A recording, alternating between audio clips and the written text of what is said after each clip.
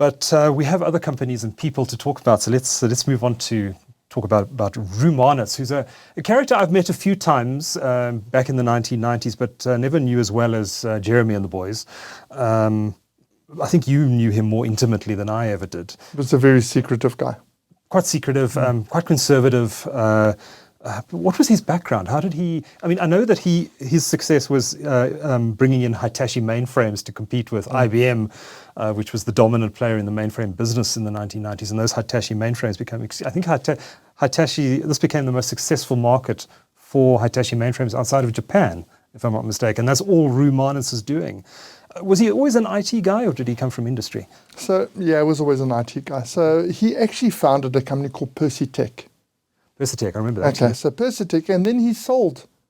He had and this is, pre-1990, probably 1990. So he had a violent criminal incident, and he sold his business to Barlow's. Barlow's, that's right, yes. And he bailed out and said, no, and he emigrated. And in early 1993, 94, he came back. And again, this is second hand, sure. But I do believe the story. Long time ago. He went back. All the information. Barlow's was going through a process of unbundling, and I was the Barlow's analyst, so I went through that process. Okay. A guy named Warren Kluler was driving the process, and they'd spun out a business called Roynet, which I also covered. Oh. And Roynet, the whole aspiration was that Roynet was going to take over the IT assets because it made sense. They would take over Persetel and potentially even ISG, which was the IBM. Yes. It was also listed at the time. It wasn't listed yet. At that time, but it became a listed company. It became listed. So then IBM didn't, now 1994 came along. IBM was now part of ISG, and they didn't want to go to Roynet, but Persetel was going to be bought by Roynet. Yes. So Roux Marnitz apparently knocked on Warren's door and says, I've just read the contract, and I've just realized that the Hitachi distribution contract that exists was never signed in the name of Persetel. It was signed in my personal name. But, I want to solve this for you. I'd like to buy a 25% of the business, because I could never understand. I mean, when I was an analyst, I found this out years later. When I was an analyst, I couldn't understand why Barlow's had sold it on a soft loan basis. It wasn't like it was a BE consortium, and even it wasn't really a big thing in those days. Yeah. So the Alpha Romeo Lima consortium, which is Roux Marnitz and his management team, bought back 25% of Barlow's for essentially a soft loan. Now, why would Barlow's do that? Because they loved Roux Marnitz? Well, they didn't love him that much for a while, but actually landed up being the best decision they ever did, because when I analysed Barlow's, 50% of their market cap was the 25% that they had in Persetel. So Roux took over the business. Thank you very much. And that's, but you correct. Was Persetel listed at that point? Persetel was not listed, I don't think. So only listed listed as Persetel. Okay. And so Roux Marnitz's background, and actually Piet den Boer, a number of, so there was kind of the English side of the, which was the Dimension Datas, the SPLs and those guys, and there were the more traditional Afrikaans businesses, and they came out of the old military Infotel. Right. So that was there where the deep expertise, so Piet den Boer and Roux Marnitz, actually, the competition between those two was actually a hell of a lot more than between Jeremy and because they really truly just didn't see eye to eye. And if you know Piet, you would have understood why. So Roux set up that business, but Roux, when he set up that originally Persetel, he did land up with 50% market share, which was the highest in the world that the Hitachi had. And the reason being twofold. One, he had a service policy. Because he loved aeroplanes, he owned Lanseria Airport, and he promised that as one does. I think that was his hobby, and ExecuJets he founded ExecuJets. The reason why he did that, well, besides his passion for flying, was that he could guarantee that any mainframe that went down anywhere in the country, he would have spare parts and serviced within 24 hours. Now, you can do that in one of two ways. You can have a division in every town, or you can just fly in the people, as he did. And they had the best track record, the best SLA contractual arrangement with government. So any government, IBM could sell, but they couldn't sell to the government entities. Roux Marnitz was unencumbered by any of that because he really didn't care. So that was built as a traditional mainframe business. So they came from, Dimension Data came from, kind of the PC world. Persetel came into existence from the mainframe world. Fascinating. Were the IBM mainframes much more expensive than the Hitachi mainframes? And it wasn't really a pricing issue, it was just availability, and you know what, in those days. It was the sanctions era. The sanctions era, but also, it was just the same way that David Kahn started business. If you're an executive of a bank, and you can buy an IBM PC like I did for 5,000 Rand in 1985, or you've got a Taiwanese knockoff that costs 500 Rand. The risk to you is that you're going to get fired if something goes wrong with that. The reality is that it was actually most good equipment was good equipment. So IBM just basically rode on their name. And ISG became ISM, if I remember correctly. That's right. Before IBM decided to reinvest. And in I was country. and actually that was the gorilla, the listed gorilla. It had a market cap of nearly 2 billion Rand. It was extraordinary, and I nearly got Merrill Lynch sued by IBM. How? Well, I got the financial director drunk one night, as one does, And he told me that actually he was very concerned, a German guy, and he said he was very concerned that IBM was shipping faulty equipment in containers. It would arrive rusty and unusable in South Africa. Okay. And instead of sending it back, ISM would take the write-off in South Africa. I said, but they're 50% externally owned. And he shrugged, and took another drink. I said, but that's theft. He shrugged and took another drink. So I took my non-compliance email and I wrote this. I remember we went far out for that. I wrote at 3 o'clock in the morning. I wrote this email saying, this is what these guys are doing. I said, and unbeknown to me, a dear fund manager who had a very large stake sent it to the CEO, a gentleman by the name of Sal Fasso. I remember Sal. And so I arrive at the office. I get called in. I had an American boss and a South African boss. I get called in. I say, it's time for a bonus. And pardon the French, you can edit it out. My boss, Jeff Humber, says, we've got a real shit sandwich. We're going to all take a bite. So what are you talking about? So we're going to go and apologize. I said, for what? And they said, look at this email that you sent. How did you get that? So my boss said, he was called into a meeting, and he said he arrives, there's 20 lawyers around the table.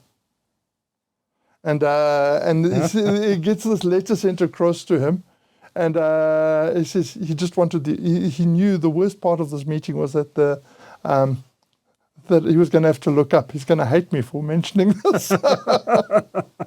And he says, he's going to kill me.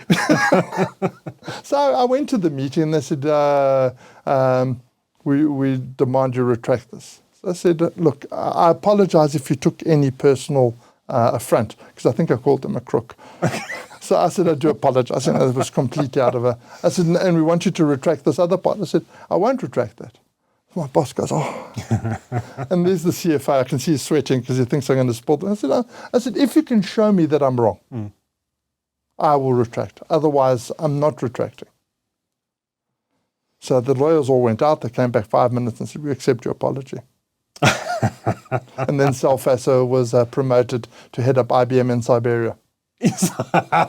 I remember Sal Fasso. He was a heck of a character. No, he was actually. He was a great But my first trip to Merrill Lynch in New York, I'm walking in the corridors and I could see people whispering. I thought, people are saying, there's the number one South African IT analyst. Meanwhile, they're saying, there's the guy nearly got us sued by IBM. Classic story. So, Roux, Persetel, extremely successful in the 1990s. I remember they were vying with Dimension Data for a number of years for the company with the largest market cap. I think and they were vying on profit and revenue as well to see who was the biggest IT company in the... Yeah, there was some moron who decided to promote valuing these companies on something called the PEG ratio. Okay. Was that you? Yeah, that was me. And so profits were of this year were not that relevant. You had to look far in the future and use the compound, your estimated compound growth rate. So a 50 PE was quite reasonable in those days. But they, at the time, they each had about a market cap between 30 and 35 billion. That's right. And that's when they went into these discussions to try and create an Uber, pardon the pun, but an Uber Cisco distributor. Yes. And initially it started as one thing, it started as a merger, then it went on to an acquisition. And eventually it was agreed that Dimension Data would actually buy Persetel's networking business. What year was that? That would have been probably 99. 99, okay. Yeah. The reason I picked up, I wasn't an analyst. I was looking at the newspaper and I saw that ExecuJet had just ordered, a couple of $100 million of new aeroplanes. So I phoned Roux and I said, "You're selling, aren't you?" And they said, "How do you know that?" I said, "I just seen this." He said, "I'll meet for coffee," and he did. And he said, "I said, you now will be the single biggest shareholder in Dimension Data." More than Jeremy, because Jeremy actually didn't really ever have in those days. Didn't he? Okay. He owned like a couple of percent. Okay. His shares used to come to, he used to sell them. It was very disciplined there. So Roux would have been the single biggest shareholder in Dimension Data if it kept his shares. Right. And he said, "Don't worry, I'm not keeping my shares." Interesting. Fascinating. And good time to sell, actually, in hindsight. Well, and then I think he retired after that. And then Rion du Plessis took over. But he went to run ExecuJet full time, didn't he? He did, but I think he actually he slowly went over to Botswana, where he actually retired. I've heard he's come back. I believe his wife passed away, and so but Roux Marnitz must be in his 80s. Yeah. I was trying to track him down. It might be difficult, but might be difficult, but might be possible. It would be great to get him. It would be great to get him on the show if we can. We'll try. So was Roux there when Persetel bought QData, or did that happen afterwards? He did that. Again, that was part of the bulking up. Mm-hmm. Someone might have told them that there was a control structure through, because if you recall, QData was 47% owned by Soltec, right, which was controlled by Grintech, which was controlled by Grinica, which was controlled by AVI. So there's a control structure in there. So someone might have highlighted to one of the corporate finance guys like Rion du Plessis that that you don't need to do a friendly deal. Oh, right. Just go in. Was it a hostile acquisition? It absolutely was. It was. Okay. I'd forgotten that. It absolutely was. And who says that you can't be hostile in South Africa? Wow. I didn't follow that closely at the time. I think my colleague at the FM, Marina Beadley, you probably remember her. Sure, I remember me. Yeah, she covered that story at the time. So it was hostile. So Pete can't have taken that very well. Well, he left. Mm-hmm. He left, and then he started a company called Brainwave. He was ousted, wasn't he? He was ousted. He was ousted. There was the board, I think there was a guy called Etienne Fourie. That's right. And others on Leon the board. van der Bijl. Yeah, they engineered his exit. Yes. So I remember speaking to him. He was incensed. I personally don't recall having a meeting with Pitt where he was sober. Yes. And he'd have this dustbin lid, a big ashtray on his, which he just smoked. He did. Just smoked, and he has passed away, which is, I guess, of liver failure, I believe. Yeah, sadly, no surprise. Yeah. Look, he was not a stupid man, but he was an absolute control freak. And QData's techniques and style was not Roux Marnitz's style. They certainly weren't going to cohabitate. So that deal gave because Persetel started to become two things, a local business and an international business. The QData acquisition basically made Persetel maybe even bigger than Dimension Data in South Africa, and then the international, and eventually, after the disposal of the networking business, they bought a business called Comparix. Yes. Comparix was actually the German business that was the agent for Hitachi. So what I discovered is that Roux never bought Hitachi directly. He bought it from this company called Comparix. And Comparix were the Hitachi distributors so he bought that company. Okay. And then after he retired, Rion du Plessis took over, and again a long history. Rion was the FD. He was he never worked as the FD. He was the acquisitions. He was the M&A guy. Oh, I see. So he was an incredibly clever guy, very clever. But when there was some corporate action against Comparix in the early 2000s, and I know because J&J was and my team was supposed to become the preferential partner of Comparix in South Africa. It was never really aired at the board meeting because an Investec-led shareholder revolt resulted in the bust-up of Comparix. Yes. So Rion basically and his team bought the international businesses, and the local businesses were merged with Business Connection Group, and the twins took over that business, which then eventually was sold to Telkom. And the name changed so many times. It went from Persetel to, I'm trying to get this right, Comparix. So Persetel, PQ Holdings. PQ Africa was a subsidiary, was PQ, then it became Comparix. Oh, was it Comparix after PQ? Comparix, yeah, Comparix. Then Comparix became CPX.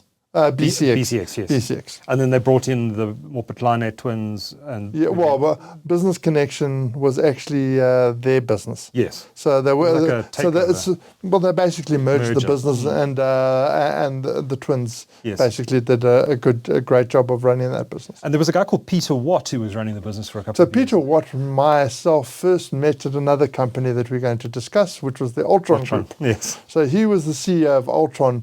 When I started my career and nearly finished my career on the same day. Was he CEO or CFO at Altron? He was the CEO. Bill was the chairman, and a guy named Tom Sayers, who then went to Nampak, was the CFO. Okay. So I got John fired inadvertently because of my report, but that's how I met Peter Watt. And then Peter, post that, then actually ran Comparix for the South African leg when Rion was running the overseas. Okay. Oh, that's right. That's right. And it was on Peter Watt's watch that the Business Connection deal then happened. Correct. Peter did go into retirement in any case. He was a good executive, actually. And then, of course, another legend who I didn't mention at the beginning of the show, Sipho Maseko, engineered the acquisition of Business Connection, and it still sits within Telkom today. Yep. Now just called BCX. Yeah, Sipho did a great job at Telkom. He did. And I think was sorely missed thereafter. Yes, indeed. But interesting bit of history. Is there anything else on Persetel we haven't spoken about? Any characters in there that we haven't mentioned? No, I don't think so. I think it was the Roux Marnitz show, and I do still believe that maybe Mark Shuttleworth aside, he's probably the guy who made most of the money. Okay. In IT. So Jeremy didn't have a big personal holding again because he was a captain. Yes. His team all had the equity, and Jeremy also. Interestingly, I found out that he had this policy, and when share options came due, he sold them. Okay. And I said, it's not a good signal. I said, you know what? I spend all my day, all my efforts. My salary is here. I have 100% exposure. Increasing my exposure is not quality risk management. So it's when it comes to you, I sell, and that consistency was actually, I think, an important aspect that.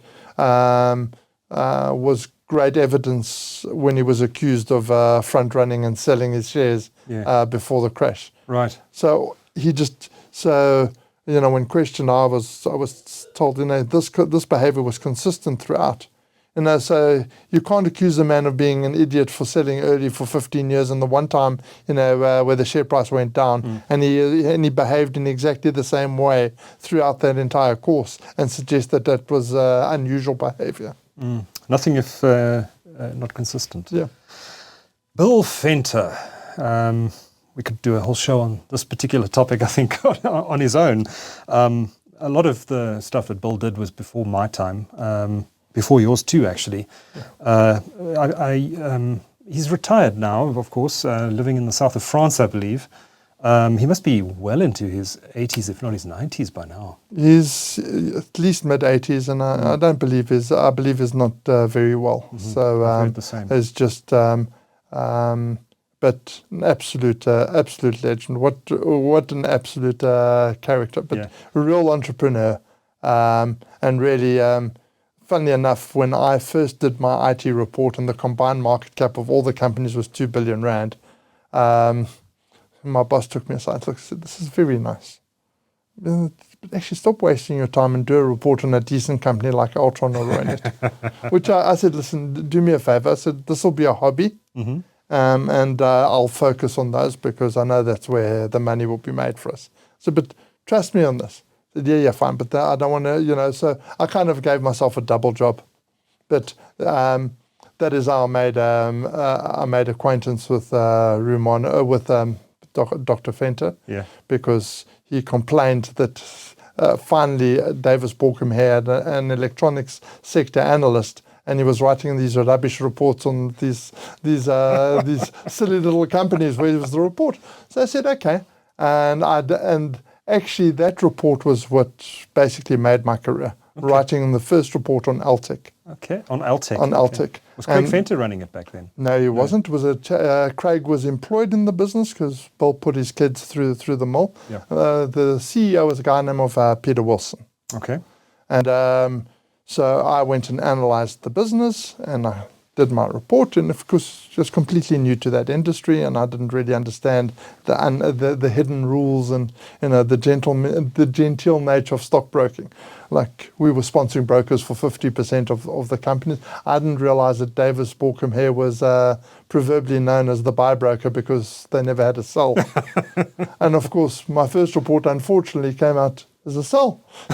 That must have pleased him, no end. Oh, it was designed. The problem is they were putting all their eggs into the electronic detonator business, and this was Bill's, passion. I mean, they'd invested literally billions in today's money in that project, and it was interesting because at the time there were 180,000 detonations a day, and if you sell a detonator, it explodes. So buy another one. Another one. The problem is, the mining industry doesn't really adapt to new tech. So you had the whole thing right. So I went through this, and actually, firstly, I didn't believe their projections. And so, they took great insult to this. So we went through this process, and eventually I worked something out. Their pricing was wrong. So, and they had to be wrong because otherwise the mines wouldn't buy it. But for what a mine would only take supply if Altron could guarantee that they had 3 months of stock in their storerooms at any one point in time. So the more you sold, the more you had to keep on stock. So based on the interest rates at the time and etc., I worked out the more detonators you sold, the less valuable the company was. So eventually we disagreed. So actually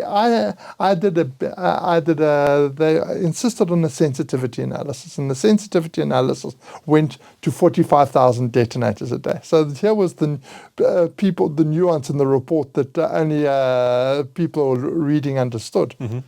I had the best case scenario. The company was worth whatever it was. I think it was the share before the split. I said the share is worth, let's use an index number of 100 Rand if they sell 40 on the best case scenario. On the worst case scenario, they're only going to sell 15,000 detonators a day, and the share's worth 125 Rand. So what I was saying is this is really a bad project. So I knew that this was a big problem. So in those days, I had the report. I engaged with the executives. I put exactly what they said, and I paraphrased them. And I said, I've done everything you asked me to do. I said, I know, but I said, you're not changing my opinion. Jeez, I said, but Bill's on holiday. He's going to want to read this. I said, I need, in those days, you needed permission for. So I said to John, I said, can you put in a letter that I have delivered everything that you asked and that you're releasing this? He says, I'm going to get into trouble for this. Is it true? Yes, it is. I said, then please put it in a letter. So he put it in a letter. They took that letter, went back to the office, and I made our printing department print through the night. 4 o'clock in the morning, I was there, and I sent the couriers. I was in my office at 5 o'clock in the morning, and Bill Venter phoned. This report is not to go out. I said, so sorry. It's already gone out. I said, but I didn't sign off on it. I said, I've got a letter here that says that I'm allowed to send. I said, I'm so sorry, Dr. Venter. I said, but, if your left hand doesn't know what the right hand's doing, it's not my fault. Oh my! But did he send tanks to your house? I actually had not met him, and I remember the results were a week later, and they had the War Museum, and I walked in, and he walked up to me, and he had this like squeaky voice. He says, "I expected to meet someone with tail and horns," and I said, "Oh, I expected someone younger." So he laughed, and you know what? 6 months later, he called me into a meeting and he said, you know what? I hated you, but I've read your report. Your forecasts are better than our budgets. The problem you identified is absolutely true. I said, I fired Peter Wilson. I said, John's not with us anymore as well because, I said, that's not really fair. And I said, well, he didn't pick up this working capital problem. I said, it's not because of your report. I said, you know what, I've worked out. I said, I'd rather have you on my side than not on my side. And from that day onwards, he would include me in budget meetings, in forecasting meetings. So I had such an advantage relative to my competitors because I was in every meeting. If there was a presentation, I'd be the MC. And so we really became very, very close. I mean, I went to his 65th birthday. He really treated me as an absolute insider and never had anything else. In fact, he asked me to interview Craig and say, I fired Peter Wilson. Do you think I should? I want you to tell me honestly if Craig should be the next CEO. And I said, you know what? Everyone's expecting it. Just do it. Mm-hmm. And so that's the first time I met Craig. Craig, and I don't know if his father said that he had to impress me, but he was nervous for the meeting. And we got on well, and I said, listen, you know what? The guy's energetic, he's smart, he knows the business. Give him a shot. Yeah. And so Craig became the CEO. Fascinating. I'm sure it wasn't my recommendation. I'm sure it was going to be done anyway. I've heard some amazing stories about Bill Venter over the years, but one that keeps recurring, and I don't know if you know the story here. It was certainly before my time covering the sector. I think it was around the 86 or 87 time frame. But there was a business called Punchline Computers, founded by a guy called Barry Schechter, who I never met. And there was a massive falling out, I believe, between Barry Schechter and Bill Venter over some deal to do with PCs. I forget the stories now. Do you know what happened there? I do. What is the story? So Bill bought Punchline. Mm-hmm. Barry Schechter. PC business.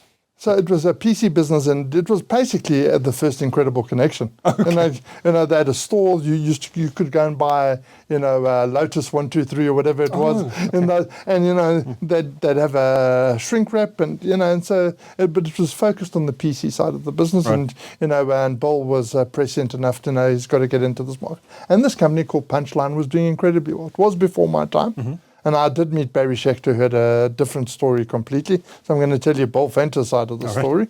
And Bill says, they did the due diligence, and said when they actually took ownership of the business, they went and looked through all these boxes of software that they bought, and 3/4 of the boxes were empty. Oh. Don't know if that's true or not, mm-hmm. But that's what he claims. Mm-hmm. The other thing he said, look at this business's numbers were fraudulently delivered. They would book revenue before the year end to a particular client who happens to be a friend. Post year end it would get reversed, mm-hmm. But they wouldn't correct the earnings. I mean, that nonsense happens all the time. So, yes, it's happened to other tech companies. It's still happening. Yeah. So the question is, is it true or not? Barry Schechter got on his horse and went to San Diego. Mm-hmm. Years later, Softline wanted to put Barry on the board, and I said, good luck. And I said, yeah, no, but he was never found guilty of it. I said, yeah, good luck. I said, what do you mean? Why don't you meet Barry Schechter? I said, I'm not interested. He said, why? I said, well, because if he was guilty, he's a crook.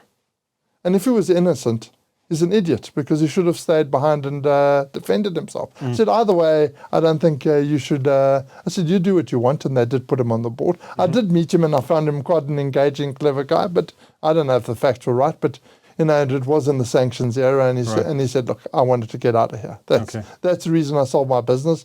I was always going to emigrate, and I wasn't going to hang around and throw mud and actually use up my firepower for what I really wanted to do, is take my family overseas. Okay, interesting. So Bill eventually stepped down and handed the reins to one of his sons, Robbie, who ran the business for many years. It always astonished me how Robbie and Craig were two very different people.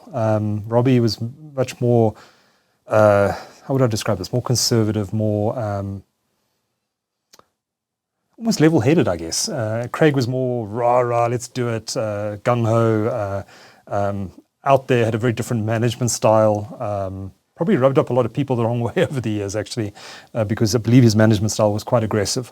What do you think of the way the sons managed the business post his kind of exiting and slowly stepping down as leader of Altron? I had a great relationship with both of them, and as you say, a completely different style. But in fact, on Bill's 65th, I had my artist do a picture of the South Fork, Dallas, and I had Altron in the background instead of South Fork, and then I had this Mercedes M-Class, with the two boys in their tennis rackets because they were both professional tennis players. Yes. And these two girls on the bonnet, and I actually framed it and I gave it to him. And to his credit, Bill absolutely loved it and put it in his study. but I stopped watching TV when I became an analyst because I had a series. I mean, this family, the dynamics of the family were absolutely incredible, and because I was on the inside, you could see so much. So, both driven, both really actually. I mean, the father really inculcated their ambition. And I think, it was actually probably broke them because they actually tried too hard, both of them. Craig in particular. I mean, Craig actually didn't have a life. I think Robbie had a bit more balance. And I think, his wife probably gave him a bit more balance, whereas Craig was 100% about work. Yes. And all he wanted to do was please Dad. Yes. Which is, lovely and sad. I believe he was bitterly disappointed when he wasn't chosen as the successor. Yeah, he was, but I think I think more is made of that story than it really was. Okay.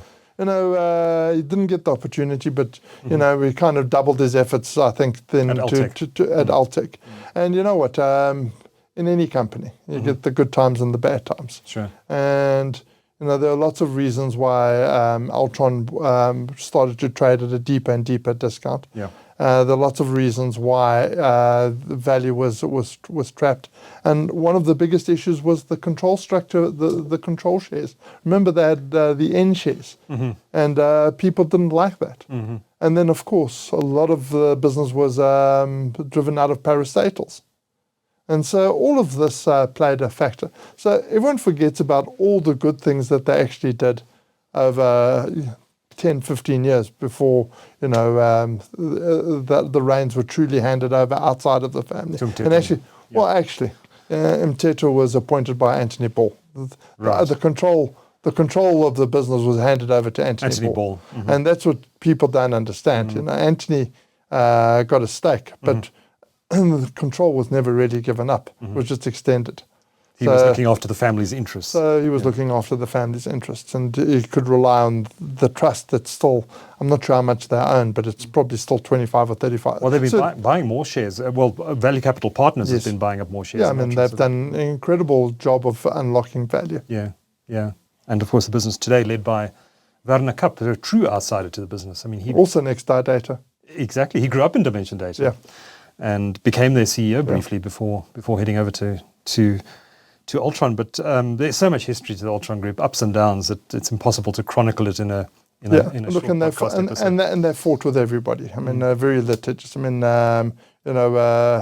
Bill used to get very upset when I went to go see Tony Farrow because they had a huge lawsuit over prepaid meters. Spectrum really actually invented the prepaid meter, which Bill claimed to have invented. So I don't know who's right. But so they had a big lawsuit. And I hated the Roynet guys because they were eating his lunch, and Bill was completely and totally adaptable. I mean, in the 80s, had photographs of Bill with the ruling nationalist party at hunting parties. I blinked and I went into his office in the 90s, and there's at the charity event with Madiba, and he was completely adaptable. He was a true business. He was driven by business. Unlike actually Pete Dembure at QData, who didn't adapt to the new South Africa. No, not at all. No, not at all. Actually, I think actively found the new South Africa quite disappointing in some ways. Well, and having said that, he was found guilty of smuggling Kruger Rands in the 80s out of South Africa. Pete Dembure was? Yep. Oh, wow. I'd never heard that story before. So, people wear whatever hat they want to. I mean, Bill was unashamedly commercial. Yes. And, as you said, things change, perspectives change, in order to do things, you've got to think in different ways. So he adapted seamlessly. Yes. So Duarte, another name which we're actually going to add to the list. We started the show with 5 names, but there's one extra name we're going to touch on just briefly because he was so critical to this listed era back in the 1990s, and that's Ivan Epstein, the founder of Softline, which I think a company many people have actually forgotten. I think they were bought out by Sage, if I'm not mistaken, and now part of the listed Sage group, which I think is listed in the UK. But Ivan was also quite a character from back in the 1990s. Not someone I engaged with a huge amount. How did he get his start in business, and what was the importance of Softline in the tech industry in those days? So the business was founded by him and his brother-in-law, Steve Cohen, and they were both chartered accountants, and hence they got into the software business. And a guy named Gerald Rubinstein, if you remember, the Rubinstein family was the chairman of the business. So they created an IT business, and in fact, Davis Borkham here actually did the listing. They actually did a reverse listing through a cash shell called Benoni. And they relisted into Benoni, and what they did is they put in some IT assets.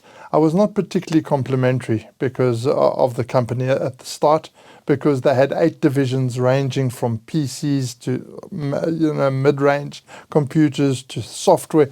It was a hodgepodge, and I wrote a report as the sponsoring broker, and of course they expected it to be a positive report in those days, and I said, just a loose aggregation of IT assets lumped together to create critical mass was the opening line. Oh dear. So Gerald went to Mr. Humphrey Borkham of the time and threw his toys out the cot, legitimately, because I was an insufferable brat. And Humphrey came to speak to me, and I immediately resigned, saying, you go list your crap. I'm not going, and off I went, and I stormed off, and I reported him to Merrill Lynch, who instantly told them, listen, just please, you're never allowed to talk to Duarte da Silva about his research again, because this is like...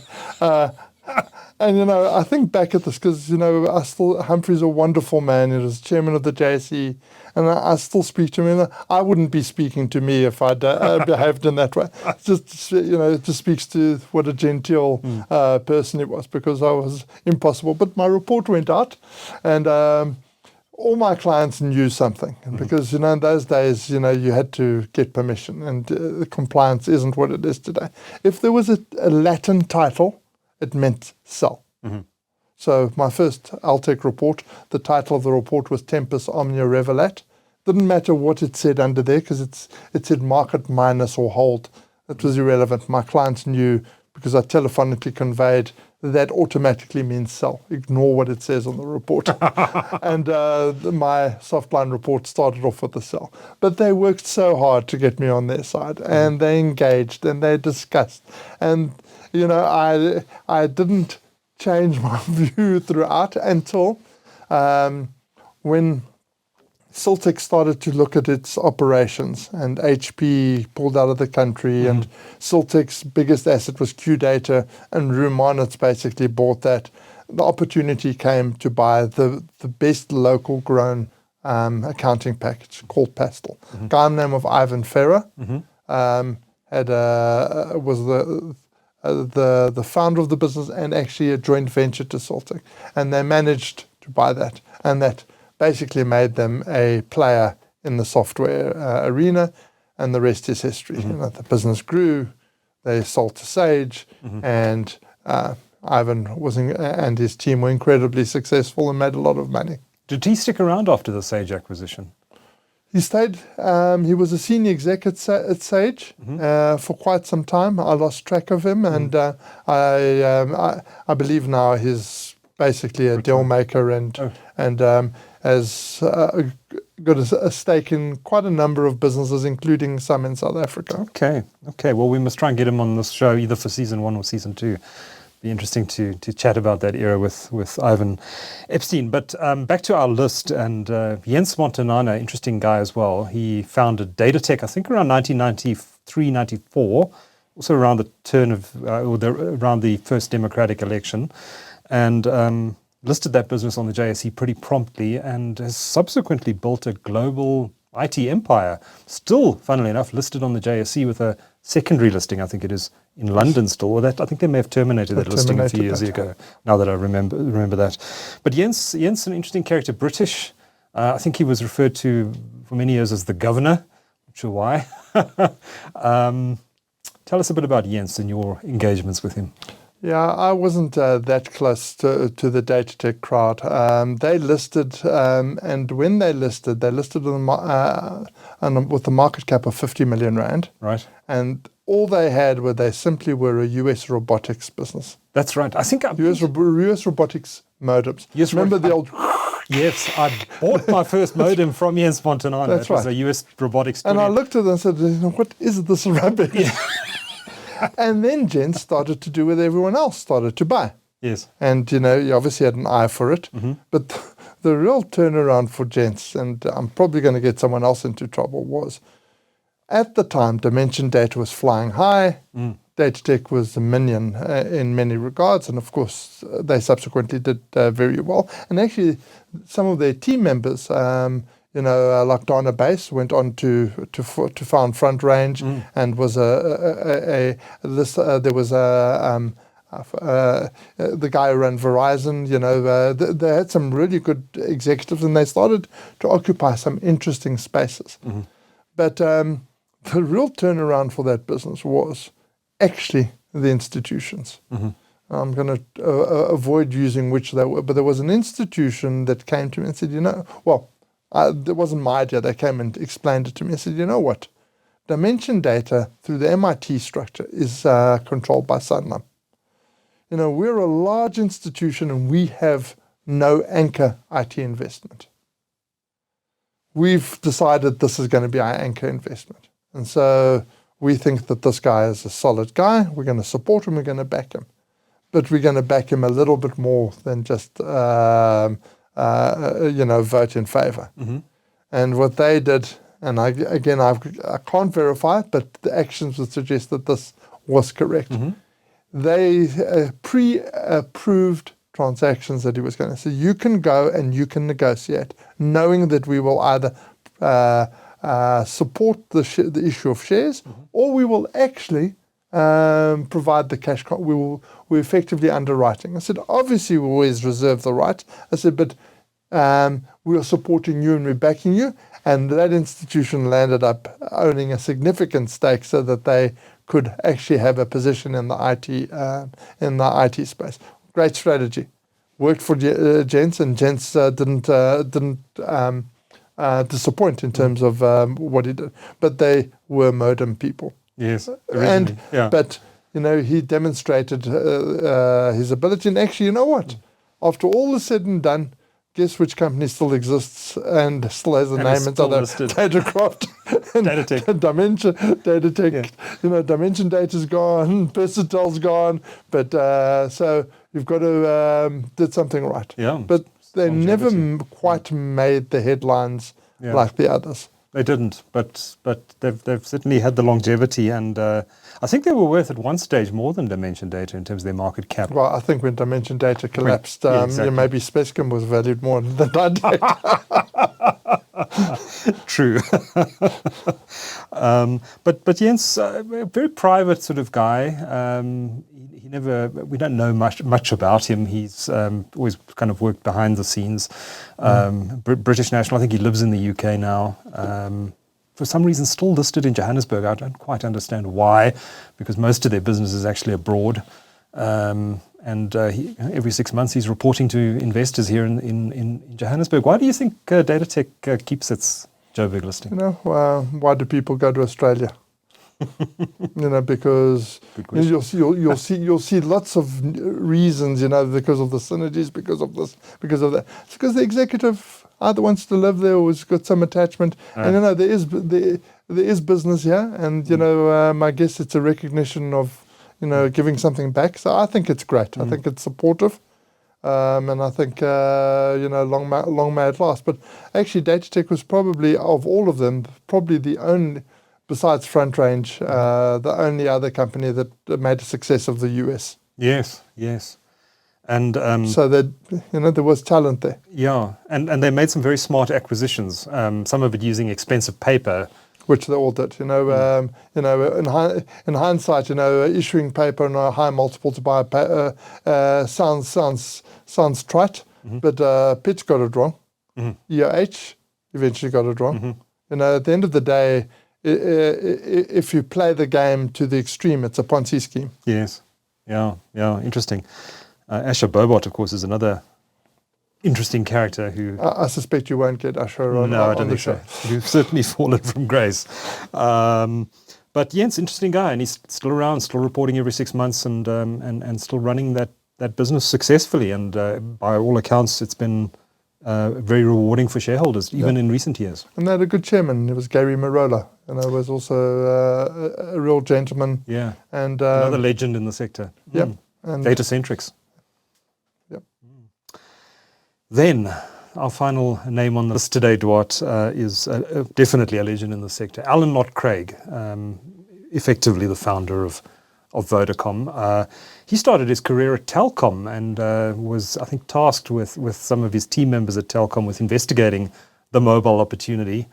And he realized, to his credit, very early on at Telkom, that this was potentially massive and that he wanted to run with it and lead with it. And run and lead with it he did. And he built South Africa's most successful mobile operator. Have you, I know you weren't as close to him as some of the guys in the IT sector. What are your views, though, on Knott-Craig and his achievements? I actually met him a few times through Dr. Paul Venter, because Altron was a big supplier, and I also had some interactions with him subsequent, in my McCarthy Bank day. So, incredible guy. I mean, very focused, very smart, and in hindsight, it looks obvious that cell phones were going to predominate. It wasn't obvious then. The J curve. You looked at those old J curves and the analysts who used to look after these things, and you look at MTN was a disaster. There was a guy named, it was a John Beck that ran. I mean, unsuccessful. I mean, they had to have a number of takes, in terms of the CEO to get someone. Whereas Alan took the helm of that business and basically drove it through the J curve into the high profitability domain. And so I met him a couple of times. He was through Bill. And in fact, at one of Bill's birthday parties, it was literally, we'd go to the birthday party. It was the two sons, the daughter, myself, and Alan that were invited. And I was the one always spilling water over Alan's wife. But so he just was absolutely solid. But and essentially created, as you say, the monolith that Vodacom is, to his credit. I did take him in the 2000s when it was clear that we were not going to hold on to our banking license. I went to Alan and I said, you know what? I've got an idea. I said, I've got an idea that airtime is just electronic money.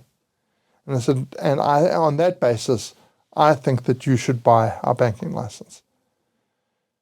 And he says, you know what, I'm really tired. I said, let me explain something. I said, when I put up a mast, and my payback is about 13 minutes on these things. I said, I have a much better business than a bank. I'm not interested.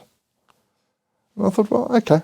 I then went to Paul Edwards at MTN and I nearly sold him a bank. The only reason he didn't buy us because he thought it would affect his relationship with the banks. And I said, let me tell you something. I think that you're going to be bigger than the banks. I said, but there are some limitations on cell phone companies becoming banks in the white. So that I wasn't aware at the time, but you could have got around those through structure. And so Alan knew what he had. He had gone through the rough times. He had invested capex. He'd built an infrastructure, and he had a cash generating machine. Indeed. And there was some, you're right about MTN though. There were some real characters who went through that business as well. John Becker went on to found USCO later. Correct, USCO. yes, listed USCO. Listed USCO, yes. And they were around for a few years. And of course, there was, you mentioned Paul Edwards, who went on to, I think, run Jonic, if I'm not mistaken. That's right. And then, of course, there was Putuma Nhleko, who did amazing things for him. Amazing things. He transformed that business into what it is today. Yeah. But incredible. He may be worth trying to get on the show as well, actually, if he'll do it. I know he's still actively involved in business. But Knott-Craig, he was a maverick as well, which made him interesting. He wasn't one of these sort of cardboard cutout businessmen who, you've been tasked by Telkom to build this division that looks after mobile. He took Vodacom and he built it into something that wasn't Telkom at all. In fact, he seemed to rather disdain Telkom after a while, even though this business was incubated inside of Telkom. Yeah. He went on and eventually ended up fighting tooth and nail with people like Tom Barry, who was seconded here as Chief Operating Officer of Telkom from SBC as part of the privatization in the late 1990s. And I remember those two characters did not see eye to eye at all. And I remember Knott-Craig actually kind of played off the Vodafone and Telkom shareholders because they were earned 50-50 at the time, and neither of them had control of Vodacom, which suited Alan Knott-Craig right perfectly because he could play Vodacom off his... You forget one part of that structure. There was 12.5% owned by Remgro. Oh, Remgro. And Remgro was the deciding factor. and That's right. Telkom at 50%, Vodafone at 37.5%, and Remgro at 12.5%. That's right. Remgro offered the 12.5% to Telkom. They said, it's too expensive. What they didn't realize is by saying no, they handed control away to Vodafone, which probably actually was the best thing for Vodacom. Yes. And Telkom should never have unbundled it because they should have been happier that this was instead of going and forming yet another telco network. But that's history.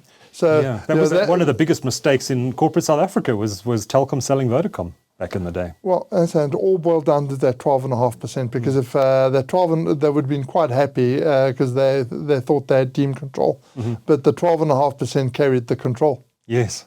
And who played whom against in that transaction? But the incumbents of the state were the guys who really messed up, because even though Telkom was it listed already? It was probably listed, but it was controlled. It was essentially a state-owned, controlled entity. Yeah. And I think it boiled down to what I heard was that's just ridiculous because they didn't understand the control premium. And there were, of course, Alan Knott-Craig led various initiatives, including the investment in Nigeria, which was in response to MTN, which ended up going pear-shaped, and they had to pull out of their Nigerian operation. A lot of stories over the years about how Vodacom built their business, which we're not going to go into here. But what Alan understood is he understood he had to try things. Yes. But he also understood not to bet the shop. Yes. whereas MTN bet the shop on Nigeria. It has worked from time to time. Yes, until except when they get the fined. Nigerians decide they need a capital raise. Yes. If you sit as a shareholder, I think there's a deeper sense of comfort if you sit in Vodacom and in MTN, and just by virtue, look, I mean, things have changed, and I think Putuma definitely changed that profile completely. But I remember attending all of the Vodacom results presentations at the Voda World precinct in Midrand, and even before that when they had their offices in Sandton. And you could always tell that Alan Knott-Craig was very passionate about this industry, and he loved to play the game. And those presentations were, he would say things off the cuff, and it would get him into all sorts of trouble. But he had such a handle on the detail. He did. And that's really, I think, what you need when you're going through the J curve of death. Yes. But I remember he used not to mince his words. He didn't actually give a damn. He was the salt of the earth. He would. That's a typical South African, as they'd call the spade an effing shovel. Exactly. But I remember his views clearly. I was sitting in the front row in one of those Voda World auditoriums, and he got up on the stage, and Rika had just been announced, the SIM card registration thing, and he thought this was the worst idea ever. The thing that everyone ignores. Exactly. He was right. But he got up, and another CEO might get up and say, and be very cautious because this is a government initiative and policy that's been introduced. He didn't care. He got up on stage. Rika is rubbish. It's not going to work. Scrap it now. It's garbage. Those were not his exact words, obviously, but that was the way he communicated it. It's rubbish. It's not going to work. And he just shot from the hip. And I think that he was great for that. Reminds me a little bit of Stephen Kossov. Okay.